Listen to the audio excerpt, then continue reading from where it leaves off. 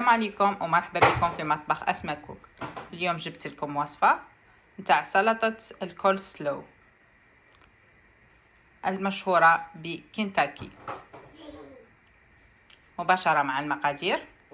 في هذه الوصفة نسحق الصلصة اللي فيها 2 ملاعق كبار من المايونيز، و2 ملاعق كبار من العسل، وملعقة صغيرة من البصل، وملعقة صغيرة من الملح، وملعقة صغيرة من الفلفل الأسود، نصف ملعقة صغيرة، وعصير نصف ليمونة.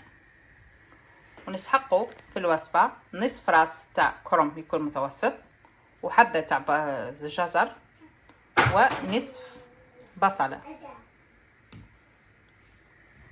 نمر مع الصلصة. أولا نأتي بإناء هكذا ونديرو 2 ملاعق تاع المايونيز مع 2 ملاعق تاع العسل. في المحلات يديروا 5 ملاعق تاع السكر، بالأحسن تستعملوا العسل، الوصفة الأصلية بالعسل.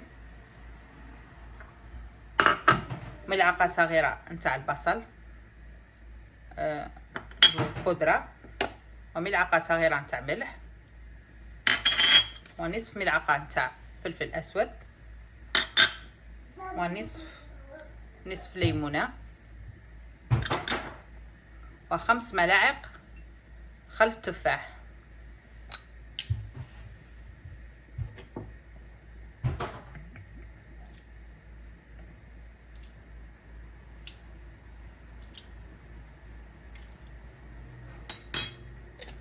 نخلطه جيدا.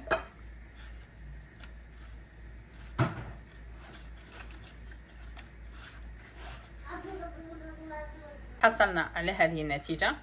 أنا خلطتها بالبراميكسور باش بالخف تتخلط لي. نحطوها أبار ونملاو في السلطة. نقوم ببشر الجزرة ونصف البصلة، ونقوم بتقطيع الكرنب إلى أجزاء صغيرة.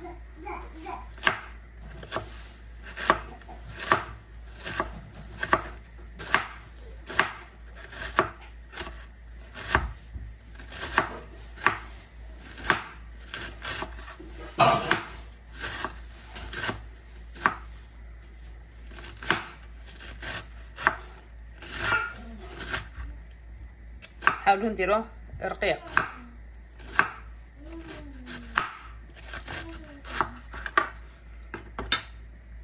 هكذا تحصلنا على هذا الشكل. نجيبوا إناء نحطوا فيه الكرنب تاعنا، نحو هذه الأجزاء الكبار.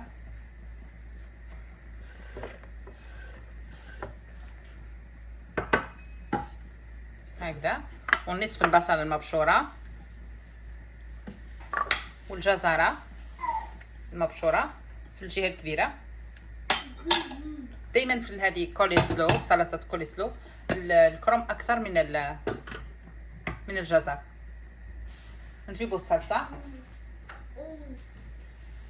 ونخلطوا.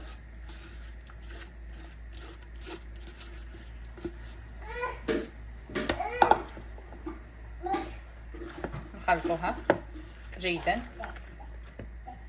قوموا بفركها هكذا باش تدخل كامل التتبيلة فيها.